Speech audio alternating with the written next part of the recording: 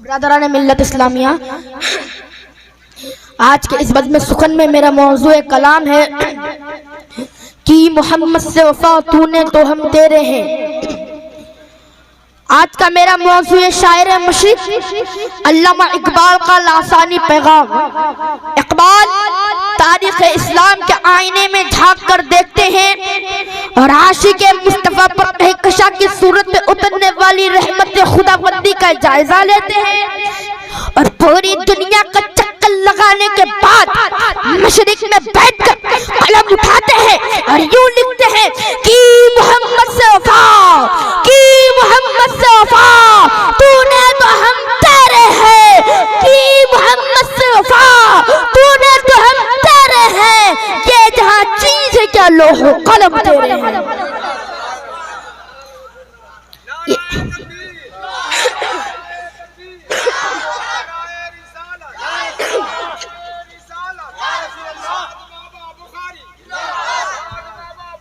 زندہ باد، اللہ اکبر، یا رسول اللہ، بہت خوب بہت خوب، واہ واہ۔ آپ لوگ جو ادھر ادھر گھوم رہے ہیں اور جو وہاں پہ کھڑے ہو کے ہیں سامنے آ کر بیٹھ جائیے، وہاں پہ رہیے گا تو بھی بارش سے بھیگے گا، یہاں پہ رہیے گا تو بھی بارش سے بھیگے گا۔ بارش رک گئی تو آ جائیے نا، کیا دقت ہے پھر؟ سامنے آ کے بیٹھیے۔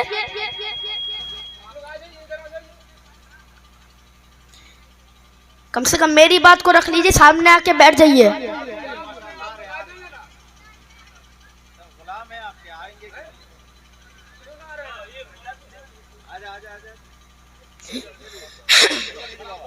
ماشاءاللہ، اللہ سلامت رکھے۔ برادران ملت اسلامیہ، اللہ پاک قرآن کریم میں ارشاد فرماتا ہے قل ان کنتم تحبون اللہ فاتبعونی یحببکم اللہ ویغفر لکم ذنوبکم واللہ غفور الرحیم، یعنی کہ اے حبیب فرما دو کہ اے لوگوں اگر تم اللہ سے محبت کرنا چاہتے ہو تو میرے فرما بردار بن جاؤ، اللہ تم سے محبت کرے گا، اللہ تمہارے سارے گناہ بخش دے گا، اللہ بخشش والا مہربان۔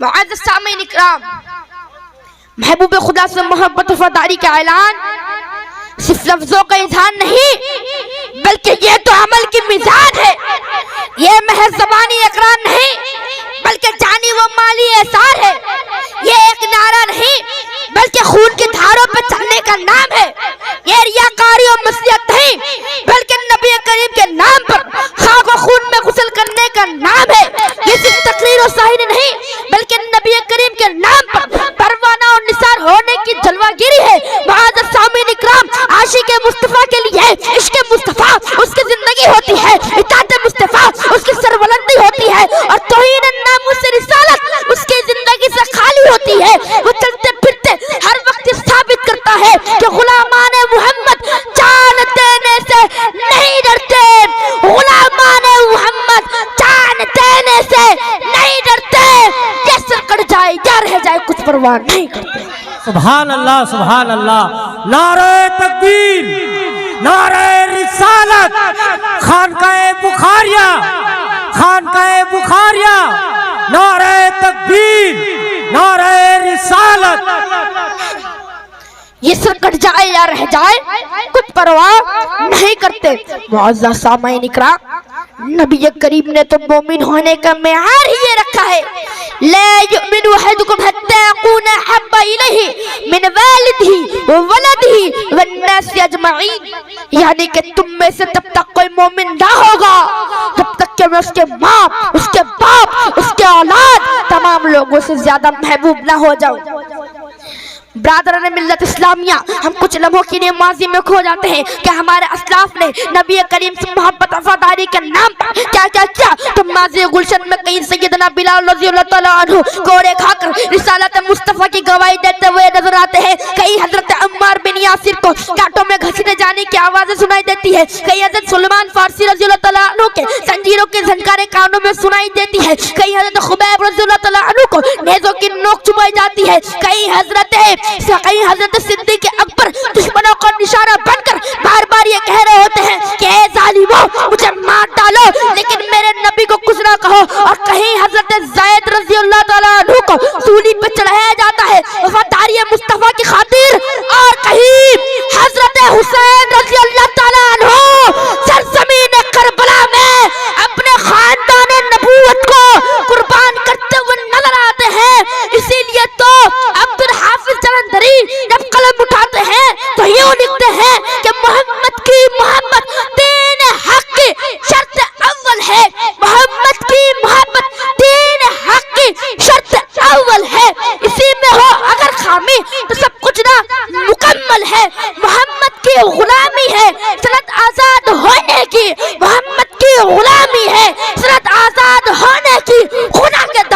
توحید میں آباد ہونے کی۔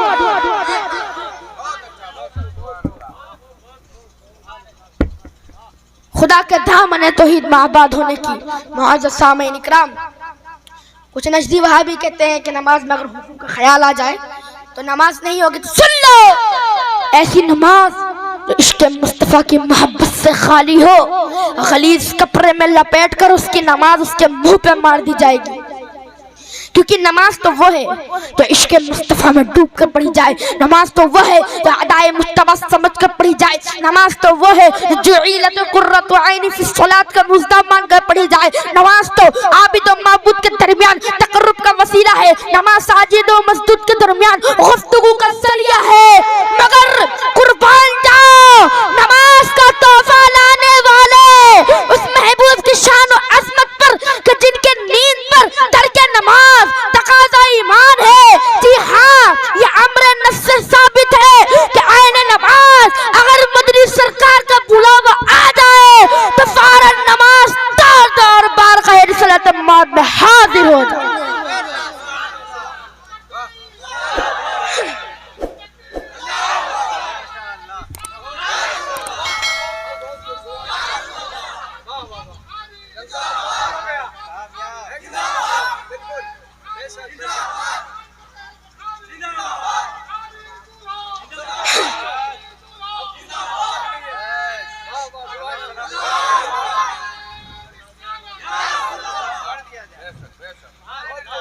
برادران ملت اسلامیہ تو کیا فرماتے ہیں؟ نماز توڑ دو اور بارگاہ رسالت مآب میں حاضر ہو جائیے، میرے حضور کی شان ہے۔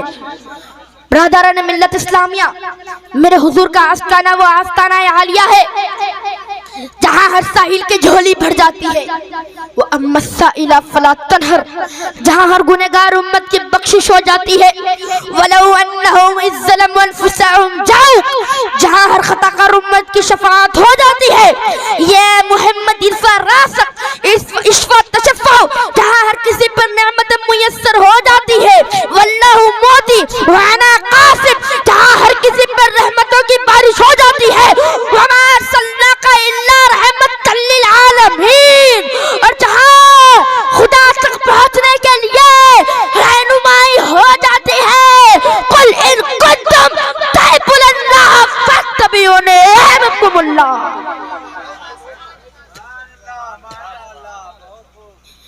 فاتبعونی یحببکم اللہ۔ برادران ملت اسلامیہ، نبی کریم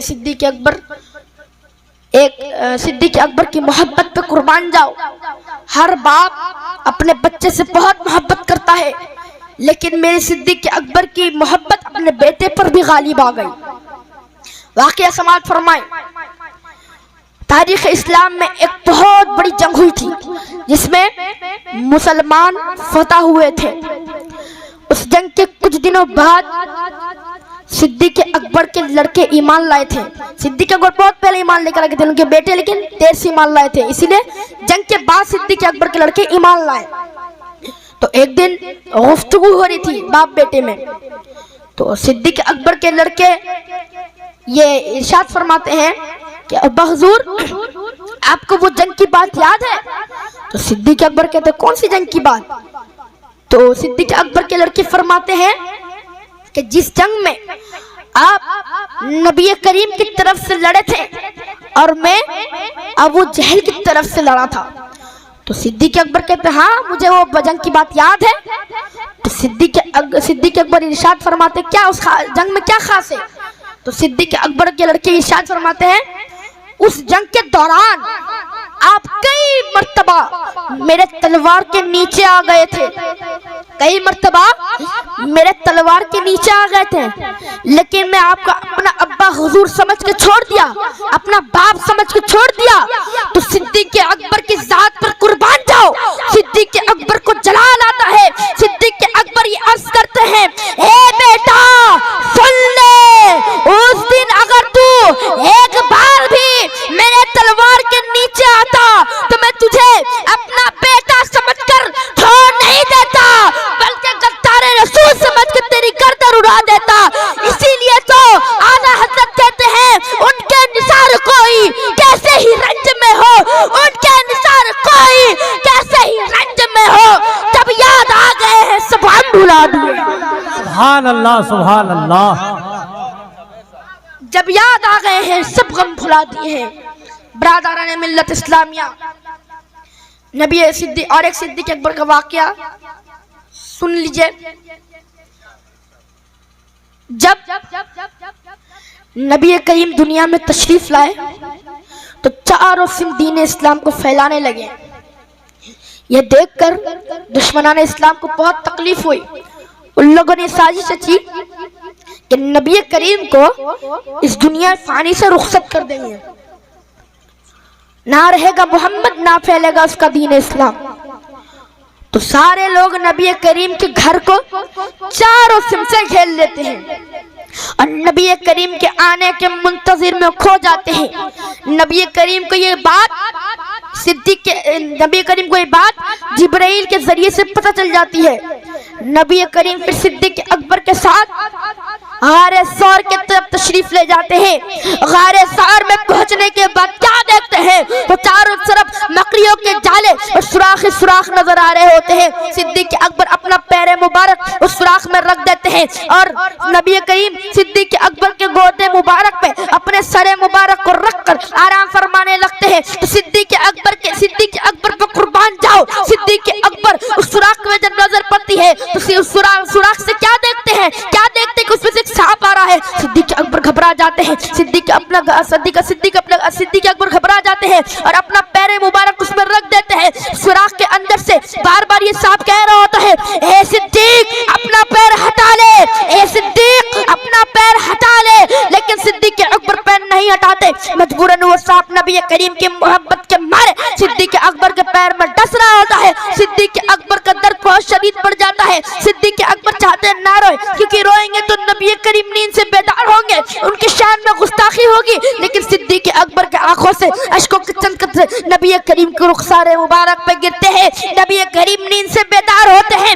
बेदार होने के बाद ये अर्ज करते हैं कि ए सिद्दीक बता तेरे साथ क्या हुआ, ए सिद्दीक बता तो क्यों रो रहा है। सिद्दीक अकबर ये अर्ज करते हैं, या रसूल अल्लाह, या हबीब अल्लाह, आप पर मेरे वालिदैन कुर्बान, या रसूल अल्लाह आप पर मेरे घर वाले कुर्बान, या रसूल अल्लाह मुझे सांप ने डस लिया है। तो हुजूर ये अर्ज करते हैं, ए सिद्दीक